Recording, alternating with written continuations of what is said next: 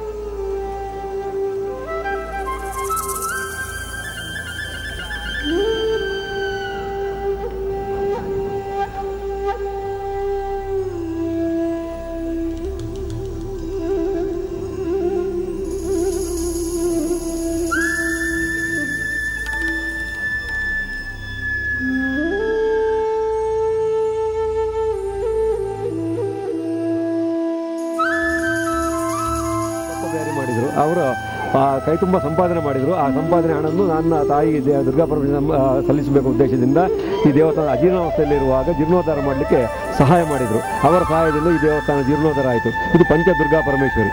ಇಲ್ಲಿ ಇದು ಈಗ ಪ್ರಸನ್ನ ಕಾಲ, ಇವತ್ತು ಹಗಲು ರಥೋತ್ಸವ.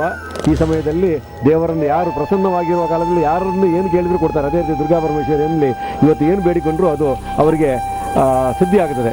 ಇಂಥ ದುರ್ಗಾ ಪರಮೇಶ್ವರ ದೇವಸ್ಥಾನದಲ್ಲಿ ಇವತ್ತು ರಾತ್ರಿಗೆ ಶಯನೋತ್ಸವ ಅಂತೇಳಿದೆ. ಈ ಜಿಲ್ಲೆಯಲ್ಲಿ ಮಲ್ಲಿಗೆಯಲ್ಲಿ ದೇವರನ್ನು ಮಾಡಿಸುವಂಥ ಇಷ್ಟು ದೊಡ್ಡ ಒಂದು ಸೇವೆ ಬೇರೆ ಇಲ್ಲಿ ಯಾವ ದೇವಸ್ಥಾನದಲ್ಲೂ ಆಗುವುದಿಲ್ಲ. ಸುಮಾರು 4-5 ಲಕ್ಷ ರೂಪಾಯಿಯ ಮಲ್ಲಿಗೆ ಹೂಗಳನ್ನು ಇಲ್ಲಿ ದೇವರಿಗೆ ಹರಕೆ ರೂಪವಾಗಿ ಬರ್ತದೆ. ಆ ಹರಕೆ ರೂಪದ ಇದರಿಂದ ದೇವರಿಗೆ ರಾತ್ರಿಯಲ್ಲಿ ಶಯನ ಆಗ್ತದೆ. ದೇವಸ್ಥಾನದ ಒಳಗಡೆ ಎಲ್ಲ ಮಲ್ಲಿಗೆಯೇ ಅಲಂಕಾರ. ಆ ದುರ್ಗಾ ಪರಮೇಶ್ವರಿಗೆ ಮಲ್ಲಿಗೆ ಹೂ ಹಾಕಿದರೆ ಮಲ್ಲಿಗೆಯ ಪರಿಮಳದಂತೆ ಅವನ ಜೀವನವು ಪರಿಮಳವಾಗ್ತದೆ ಅಂತ ಆ ಒಂದು ಜನಗಳ ನಂಬಿಕೆ. ಆ ದೃಷ್ಟಿಯಿಂದ ಇವತ್ತು ದುರ್ಗಾ ಪರಮೇಶ್ವರಿಗೆ ಶಯನದ ಹೊತ್ತಿನಲ್ಲಿ ಮಲ್ಲಿಗೆಯ ಮಂಚದಲ್ಲಿ ಹೊಡಿಸುವಂಥ ಒಂದು ಅವಕಾಶ. ನಾಳೆ ಕವಾಟೋದ್ಘಾಟನೆ. ಆಗ ಯಾರೆಲ್ಲ ಭಕ್ತರು ಹೂವನ್ನು ಅರ್ಪಿಸಿದ್ದಾರೆ ಅವರೆಲ್ಲ ಪ್ರಸಾದ ರೂಪವಾಗಿ ಮಲ್ಲಿಗೆಯನ್ನು ಮನೆಗೆ ತಗೊಂಡು ಹೋಗಿ ಅಲ್ಲಿ ಮನೆಯಲ್ಲಿ ಅದನ್ನು ಮುಡಿದು ಸಂತೋಷ ಪಡ್ತಾರೆ. ಇದರಲ್ಲಿ ಈ ದೇವಸ್ಥಾನದಲ್ಲಿ ಹೆಚ್ಚಿಗೆ ಸೇವೆಯಲ್ಲಿ ಮೊಗವೀರರ ಪಾತ್ರ ಬಹಳವಾದದ್ದು. ಯಾಕೆಂತೇಳಿದರೆ ಅವರಿಗೆ ಸಮುದ್ರದಲ್ಲಿ ಅವರ ಕುಲಕಸುಬು ಮೀನು ಹಿಡಿಯುವಂಥದ್ದು. ತುಂಬ ಮೀನು ಸಿಕ್ಕಿದಾಗ ಅದರಲ್ಲಿ ಒಂದು ಅಂಶವನ್ನು ದೇವರಿಗೆ ಸೇವೆಯಾಗಿ ಕೊಡುವಂಥ ಒಂದು ಅದನ್ನು ಇಟ್ಟುಕೊಂಡಿದ್ದಾರೆ. ಆದ್ದರಿಂದ ಬಂಗಡೆ ಸರ, ಭೂತಾಯಿ ಸರ, ಹಾಗೆ ಹಲವಾರು ಮೀನುಗಳ ಸರಗಳನ್ನು ದೇವರಿಗೆ ಅರ್ಪಿಸ್ತಾ ಇದ್ದಾರೆ. ಅವರು ನಿಸ್ವಾರ್ಥವಾಗಿ ರಥ ಕಟ್ಟುವ ಕೆಲಸವಾಗಲಿ, ರಥ ಎಳೆಯುವ ಕೆಲಸವಾಗಲಿ, ಪ್ರತಿಯೊಂದರಲ್ಲೂ ಗೀಟಿಗೆ ಹಿಡಿಯುವುದರಲ್ಲ, ಇಳಾಲು ಹಿಡಿಯುವುದರಲ್ಲಿ ಅದರಲ್ಲೂ ಕೂಡ ಎಲ್ಲದರಲ್ಲೂ ಮೊಗವೀರರ ಪಾತ್ರ ಭಾಳ ಪ್ರಾಮುಖ್ಯವಾಗಿದೆ. ಜೊತೆಗೆ ಗುತ್ತು ಬರ್ಕೆ ಒಳ್ಳೊಳ್ಳೆ ಮನೆತನದವರು ಕೂಡ ಇಲ್ಲಿ ಈ ದೇವರನ್ನು ನಂಬಿಕೊಂಡಿದ್ದಾರೆ. ಇದು ಮಾಗಣೆ ದೇವಸ್ಥಾನ, 9 ಮಾಗಣೆ ದೇವಸ್ಥಾನ. ಸುಮಾರು 35-40 ಗ್ರಾಮಗಳು ಈ ದೇವಸ್ಥಾನದ ಒಳಗಡೆ ಬರ್ತದೆ. ಈ ದೇವಸ್ಥಾನದಲ್ಲಿ ಜಾತ್ರೆ ಹೊತ್ತಿನಲ್ಲಿ ಪ್ರಸನ್ನ ಕಾಲದಲ್ಲಿ ಊರಿನಲ್ಲಿ ಬೇರೆ ಎಲ್ಲಿಯೂ ಬೇರೆ ಕಾರ್ಯಕ್ರಮ ಮಾಡುವಾಗಿಲ್ಲ ಅಂತ ಒಂದು ಕಟ್ಟುಕಟ್ಟೆಯಲ್ಲಿ ನೇಮಿಸಿಕೊಂಡು ಬಂದಿದ್ದಾರೆ. ಊರಿನಲ್ಲಿ ಎಲ್ಲಿ ಜಾತ್ರೆಗಳಾಗಿದ್ದರೂ ದೇವಸ್ಥಾನಕ್ಕೆ ಬಂದು ಇಲ್ಲಿಂದ ಒಪ್ಪಿಗೆ ಪಡೆದುಕೊಂಡು ಹೋಗುವಂಥ ಒಂದು ಕ್ರಮ ಕೂಡ ಇದೆ. ಅದು ಹಳೆಯ ಸಂಪ್ರದಾಯ. ಈಗಿನ ಕಾಲದಲ್ಲಿ ಸ್ವಲ್ಪ ವ್ಯತ್ಯಾಸಗಳಾದರೂ ಕೂಡ ಈ ದೇವಸ್ಥಾನವನ್ನು ನಂಬಿದ್ದಾರೆ. 1-2 ವರ್ಷದ ಮೊದಲು ಬಹಳ ವಿಜೃಂಭಣೆಯಿಂದ ಬ್ರಹ್ಮಕಲಶ ಆಗಿಬಿಟ್ಟು ಸಾವಿರಾರು ಭಕ್ತರು ಇಲ್ಲಿ ಹರಕೆ ರೂಪವಾಗಿ ದೇವಸ್ಥಾನ ನವೀಕರಣಕ್ಕೆ ಸಹಕಾರ ನೀಡಿದ್ದಾರೆ. ದುರ್ಗಾ ಪರಮೇಶ್ವರಿ, ಪಂಚದುರ್ಗಾ ಪರಮೇಶ್ವರಿ ನಂಬಿದ ಭಕ್ತರಿಗೆ ಇಂಬು ಕೊಡುವಂಥ ಒಂದು ವಿಶೇಷ ಒಂದು ಶಕ್ತಿ ಇಲ್ಲಿ ದೇವಿಗಿದೆ. ಆದ್ದರಿಂದ ಪರಿಸರದಲ್ಲಿ ಇಲ್ಲಿಯ ಪರಿಸರದ ಜನ, ಈ 9 ಮಗನ ಜನ ಈ ಜಗತ್ತಿನ ಮೂಲಗಳಲ್ಲಿದ್ದಾರೆ. ಆದರೆ ಜಾತ್ರೆ ಹೊತ್ತಿಗೆ ಊರಿಗೆ ಬರ್ತಾರೆ, ದೇವರಿಗೆ ಸೇವೆಯನ್ನು ಸಲ್ಲಿಸ್ತಾರೆ. ರಥೋತ್ಸವದ ಸಮಯದಲ್ಲಿ ಶರೀರ ಗೇಣಿ ಅಂತೇಳಿಕೊಂಡು ಒಂದು ವಿಶೇಷ ಕಾಣಿಕೆ ರೂಪದಲ್ಲಿ ಇಲ್ಲಿ ಮಾತ್ರ ಅದು ಇದೆ. ಯಾಕಂದರೆ ಅಸೌಖ್ಯದಲ್ಲಿದ್ದವರು ತಮಗೆ ಆರೋಗ್ಯ ಚೆನ್ನಾಗಿ ಕೂಡಿ ಬಂದರೆ ನಾನು ಶರೀರಗೇಣಿ ವರ್ಷ ಆಗುತ್ತೇನೆ ಅಂತ ಹೇಳಿಕೊಂಡು ಹರಕೆ ಹೊತ್ತಿರ್ತಾರೆ. ಹಾಗೆ ತುಲಾಭಾರ ಮಾಡಿದವರು ತುಲಾಭಾರ ಸೇವೆಯನ್ನು ಮಾಡಿದವರು ವರ್ಷ ಕಾಣಿಕೆಯನ್ನು ಸಲ್ಲಿಸ್ತಾರೆ. ಯಾಕಂದರೆ ತುಲಾಭಾರ ಅಂತ ಹೇಳಿದರೆ ದೇವರಿಗೆ ತಮ್ಮನ್ನು ಅರ್ಪಿಸಿಕೊಂಡ ನಂತರ ದೇವರ ಇದರಲ್ಲಿ ನಾವು ಒಂದು ಇದಾಗಿರ್ತೇವೆ. ಆದ್ದರಿಂದ ವರ್ಷ ದೇವರಿಗೆ ನಾನು ಗೇಣಿ ಸಲ್ಲಿಸುವಂಥ ಕೆಲಸ ಆಗಬೇಕು ಅಂತ ಹೇಳ್ಕೊಂಡು ಮಾಡ್ತಾ ಇದ್ದಾರೆ. ಆ ರೀತಿಯಲ್ಲಿ ದುರ್ಗಾ ಪರಮೇಶ್ವರ ದೇವಸ್ಥಾನದಲ್ಲಿ ಬಹಳಷ್ಟು ಉತ್ತಮ ಕೆಲಸಗಳ ಜನಗಳ ಸಹಕಾರ ಇರ್ತಾ ಇದೆ. ಇಲ್ಲಿ ಯಾರು ನಂಬಿ ಹೋಗಿದ್ದಾರೆ ಅವರಿಗೆಲ್ಲ ಅವರ ಇಷ್ಟಾರ್ಥ ಸಿದ್ಧಿ ಆಗ್ತದೆ. ಆದ್ದರಿಂದ ಆ ನಂಬಿಕೆ ಮುಖ್ಯ. ಇವತ್ತು